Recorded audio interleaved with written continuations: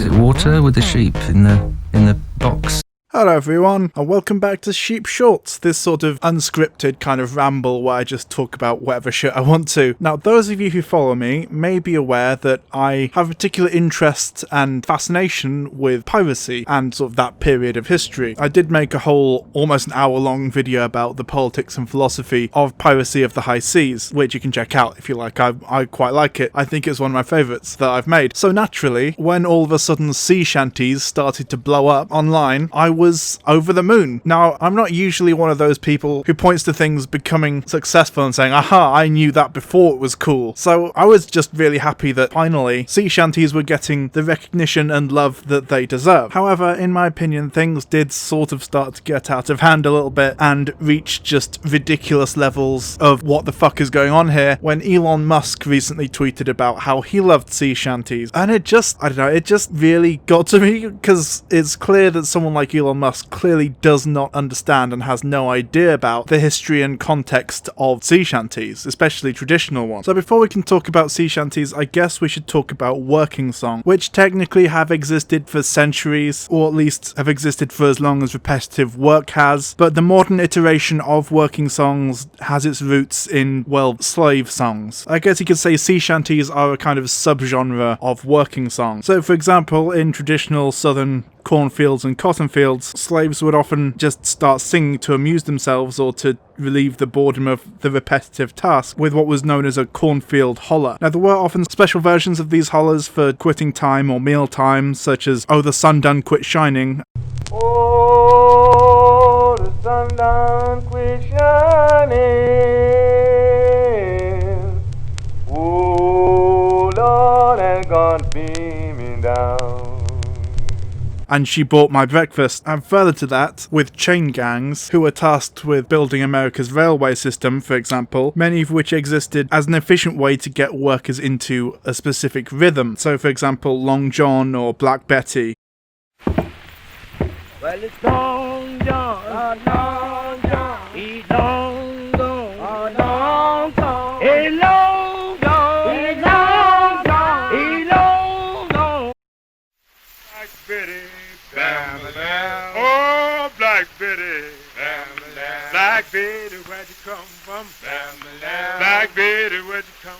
Would be examples of this. And then again, when it comes to sea shanties, we have similar versions of both of these, which were known as pulling or capstan shanties. So the pulling shanty would essentially be a song where the main part was sung by one person, known as the shantyman, and some of the choruses or chants in the background would be sung by the rest of the men as they hauled on ropes or did other specific tasks. The name of the ship was a Billy of Tea. The winds blew up her bow, dipped down below, my Billy boys blow. Soon may the weatherman come to bring us sugar and tea and rum. One day when the tonguing is done, we'll take our leave and go. A capstan shanty was essentially similar to the slave songs in that it essentially existed in order to kill time, which, as I did mention in my video on the politics and philosophy of piracy, whilst sailing there was often long stretches of time where no work needed to be done and men would just be forced to stand around with nothing to do, or repetitive boring tasks that wouldn't necessarily require a rhythm but did pass the time. These songs were often incredibly simple and very catchy because they were designed for basically everyone to be able to sing along with them. This is essentially the philosophy that inspired, for example, IWW songs, many of which were incredibly simple, often set to pre-existing tunes, and a lot of the time would only require one single person to sing most of the lyrics and had very catchy choruses for ordinary workers to sing along with. Is there aught we hold in common with the greedy parasite who would lash us into serfdom and would crush us with his might? Is there anything left to us but to organize and fight? For the union makes us strong. Solidarity forever. Solidarity forever.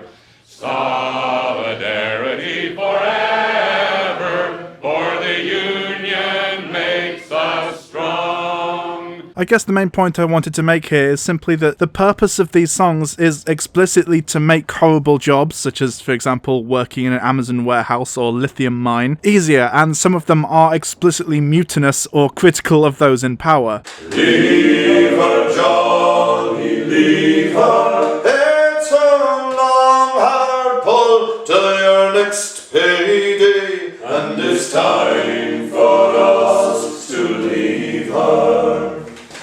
Leave her, Johnny, leave her. Oh, leave her, Johnny, leave her.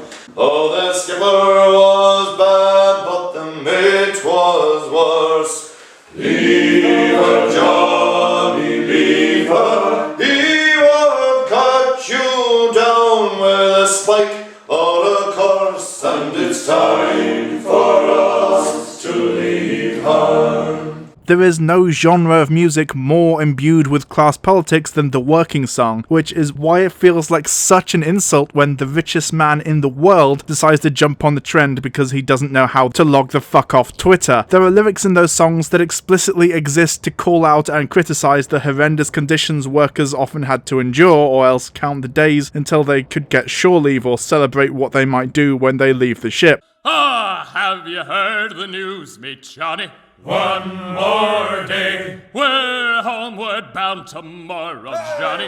One more day. Which is quite funny, really, because nowadays I can't imagine anyone being able to sing songs openly calling their boss a dickhead at work, how much they hate their job and so on, or even post about it on social media. The bosses nowadays are just as bad, if not worse, than those that existed a few hundred years ago, and them claiming to really like the songs workers used to sing to deal with having to be under a boss like them is grotesque and just shows them to be fucking dumb as a bag of rocks. It's akin to Ted Cruz claiming to be a big fan of Rage Against the Machine whilst also being part of that machine. If someone like Elon Musk or Jeff Bezos were merchants back in the 1800s or the 1700s or whatever, they probably would have been some of the bosses or superior officers that some of these songs specifically reference and call out. I'm not necessarily gatekeeping here. Like, I mean, you know, if someone rich or powerful wants to like sea shanties, I'm not going to stop them, but it's fine to like something because of its aesthetic nature or just the way it sounds. Like, I mean, honestly, from that perspective, sea shanties aren't that different from, for example, a barbershop quartet, but this music is explicitly working class and anti the sort of people who are now jumping on this bandwagon. Most sea shanties are just people complaining about how shit their job is, how much of a dickhead their boss is, and how they can't wait to leave the ship and go back to a normal life where they don't have to do this awful work. And it's just astonishing to me that someone like Elon Musk, who again is the richest man in the world and explicitly curbs his workers' rights and makes their lives as miserable as possible, just doesn't see the irony or the purpose of who it's supposed to be criticizing. Sure, he's not the captain of a ship, but he's closer to one than anyone else I can think of. I mean, a modern working song might be in exactly the same vein as the IWW songs, which essentially take the same vibe